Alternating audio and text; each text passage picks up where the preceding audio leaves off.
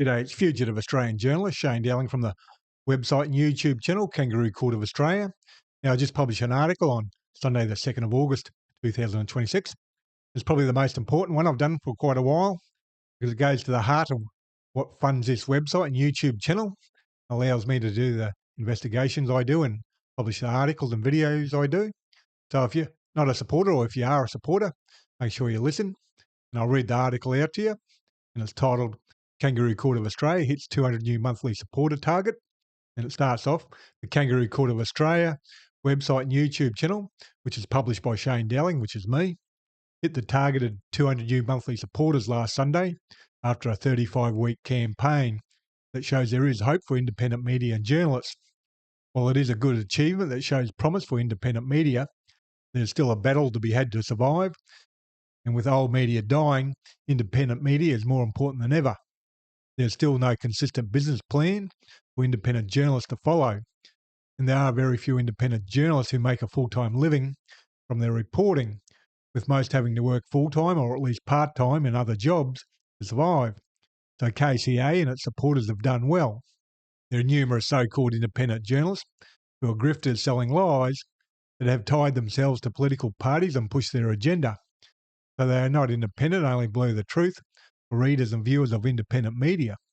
But the independent media battle between journalists reporting the truth and the propagandists pushing lies needs to be fought and needs to be won. Title: The Future of Australian Media. The old media in Australia are dying. A recent example being that Seven West Media announced in June that they would sack between 250 and 300 staff by the end of June 2026 to save hundreds of millions of dollars. Nine Entertainment, which sacked 50 staff only a few months ago in November 2025, announced on the 21st of July it would sack another 30 staff. New independent media in Australia is not growing at anywhere near the speed that the old media is sacking journalists.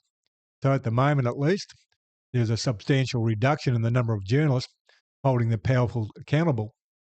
And with old media companies relying on government policy for their profitability, old media companies are beholden to the government of the day. This fact does impact on their willingness to hold governments to account to the degree that they should. One example of media companies being reliant on the government for their profitability is the new gambling advertising laws, which were watered down, at least partly, because of lobbying by the old media companies who make millions of dollars from gambling advertising. Another example is the News Media Bargaining Code, which forces Google and potentially other large technology platforms to pay Australia's old media hundreds of millions of dollars a year. It means Australia's old media are reliant on the government to enforce and expand the News Media Bargaining Code for the financial benefit of Australia's old media. Federal government definitely take advantage of the old media's reliance on the government, and I published an article in September 2025 titled How Anthony Albanese's office secretly co-authors media stories for 9, 7, 10 and News Corp, etc., which shows how it works. Probably the biggest positive about the Kangaroo Court of Australia website and YouTube channel is that I'm 100% crowdfunded by supporters, and there's no corporate donors or politicians trying to tell me what I can and can't write. Title: A big thank you to the Kangaroo Court of Australia supporters.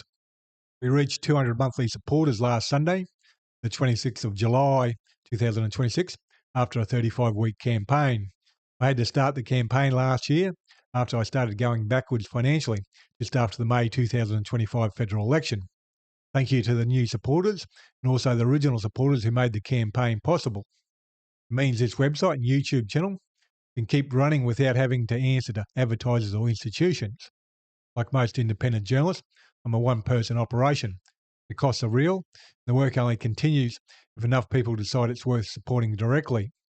If you take a look over the last few months of my articles and videos, you'll see I cover many issues that need to be covered, but other media don't. I said previously that Australia needs 100 independent journalists with 1,000 supporters each, and it would change the country in a massive way. Given the old media hasn't disappeared as quickly as I thought it would, the new media hasn't grown as quickly as I thought it would, I think we need 50 independent journalists with about 5,000 supporters each, who then employ at least one other journalist. To play my part, I need to grow in a major way, and I'll be trying to do that. But at the moment, I make a small wage and cover costs. I need to focus on growing so I can make a fair and reasonable living long term, not start going backwards again. For the reasons I've just mentioned, I'll continue to push hard with fundraising to help this website and YouTube channel grow. If you're not currently a supporter and you'd like to be, link to the donations page with all the donation options is below this video on YouTube. And please do your bit and help shine a light on corruption and share this video on social media. And please hit the like and subscribe button and notification button. That way you get notified when I publish new videos. Other than that, thank you for your time and have a good day.